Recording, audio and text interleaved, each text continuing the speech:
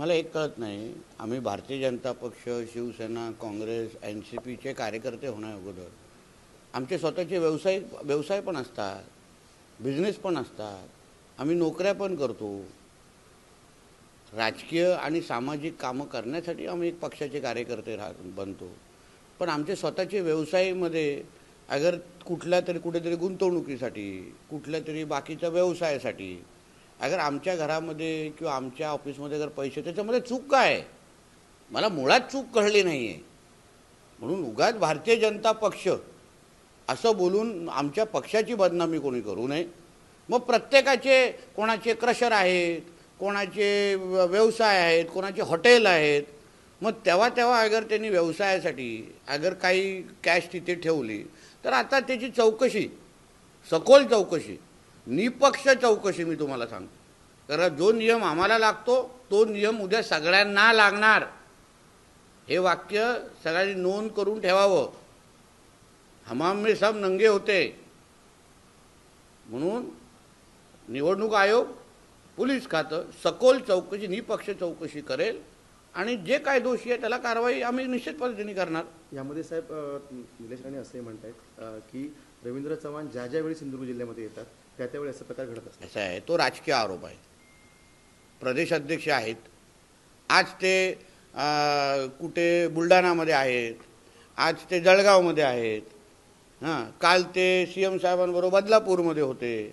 प्रदेश अध्यक्ष असल्यामुळे महाराष्ट्रातल्या प्रत्येक कानाकोपऱ्यात जाणं हे त्यांचं काम आहे. म्हणून तो राजकीय आरोप आहे, त्याला राजकीय चष्म्याने आपण पाहिलं पाहिजे. कोण कुठे जात असतील. आता आम्ही उदय सामंतांबद्दल बोललो तर तेव्हा अगर आम्ही अशा पद्धतीचा धिंगाणा घातला तर बोला. हां साहेब, शरद पवार असं म्हणतात की कामावर नाही पैशावर मतं मागितली जातात. असं आहे. आदरणीय पवार साहेबांच्या प्रश्नावर किंवा स्टेटमेंटवर उत्तर देणं एवढा मी काय मोठा नाही. रवींद्र चव्हाण काल असं म्हणाले होते की जो निर्णय झाला, युतीबाबतचा जो निर्णय होणार होता तो प्रदेशवरून झाला नाही, तो स्थानिक लेवलच्या बॉडीने जो निर्णय ठरवला. बघा, ती भारतीय जनता पक्षाची प्रक्रियाच आहे. तुम्ही कधीतरी आमच्या कार्यालयामध्ये या. आम्ही जसा भारतीय जनता पक्ष समजून घेतलेला आहे तसं आमच्या पत्रकार मित्रांना सांगेन, तुम्ही पण समजून घ्या. ती एक प्रक्रियेचा भाग असतो.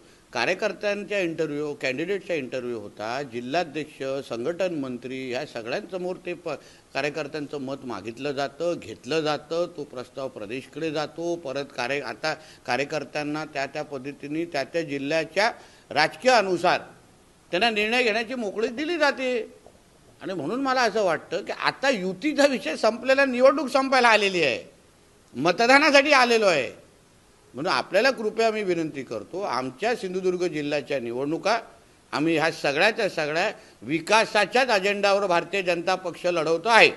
बाकी कुठल्या अजेंडावर लढवतात हे मला मुळीच माहीत नाही. आणि मला त्या पक्षाच्या बाबतीमध्ये आघाड्यांच्याबद्दल बोलायचंही नाही.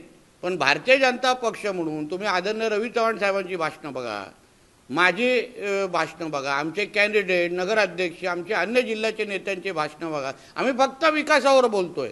आमची गाडी रुळावरून हलत नाही आहे. बाकी कितीही प्रयत्न करत असतील की आमची गाडी दुसऱ्या रुळावर जाईल, आम्ही एकच रुळावर आहे की सिंधुदुर्गचा मतदार हाच भारतीय जनता पक्षाचा केंद्रबिंदू आहे. आम्ही निवडणुकीत त्यांच्यासाठीच लढवतो, जेणेकरून मतदारांचा विकास, मतदारांचं भविष्य यासाठीच आम्ही भारतीय जनता पक्ष म्हणून आम्ही निवडणूक लढवतोय. त्याच्यामध्ये कोणी किती प्रयत्न केला तर आम्ही काय आमचा चॅनल बदलणार नाही. साहेब, आपण सावंतवाडीवर असं म्हटलं होतं की ही अंदर की बात आहे, दीपक भाई हमारे साथ आहे. त्यावर दीपक भाई असं म्हणतात की माझी तब्येत बरी नसल्यामुळे मी काही दिवस बाहेर पडलेलो नाही आहे, मात्र माझ्या नावाचा वापर करणं चुकीचं आहे, मला मत म्हणजे शिवसेनेला मत. बघा, आदरणीय दीपक केसरकर साहेब हे ज्येष्ठ आहेत. त्यांच्या तब्येत असो, त्यांच्या ह्या आरोग्या बाबतीमध्ये आम्हाला सगळेच आम्ही म्हणजे त्यांच्याबद्दल वारंवार आम्ही विचारपूस करतो. आम्ही त्यांच्या बाबतीमध्ये सगळ्या पद्धतीने काळजी जेवढे आम्हाला शक्य आम्ही पण घेणार आहोत. काही महिन्या अगोदर जेव्हा ते आजारी पडले तर मी त्यांना भेटायला गेलेलो. त्याचा आणि आजारपणाचा आणि निवडणुकीचा काही संबंधच नाही आहे, काहीच संबंध नाही आहे.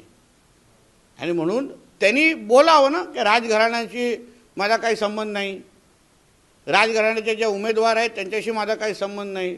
एकदा केसरकर साहेबांनी बोलले तर आपल्यालाही कळेल केसरकर साहेबांचं मन किती मोठं आहे हे आम्हाला माहिती आहे. आणि राजघराण्याबद्दल तर त्या भावनिक आहेत, हळवे आहेत एकदम. म्हणून त्या विचारांनी, त्या अधिकारवाण्यानी ते निश्चित पद्धतीने राजघराण्यातल्या व्यक्तीला आशीर्वाद देतील या व्यक्तीवर मी आजही ठाम आहे. सर, निलेश राणे विक्की न झाल्यामुळे मित्रपक्षावर आरोप करत आहेत. मी तुम्हाला परत बोलतो, निवडणुकीचं मतदानाची तारीख यायला लागली, तुम्ही काय तुमचा मूड बदलायला तयार नाही आहे.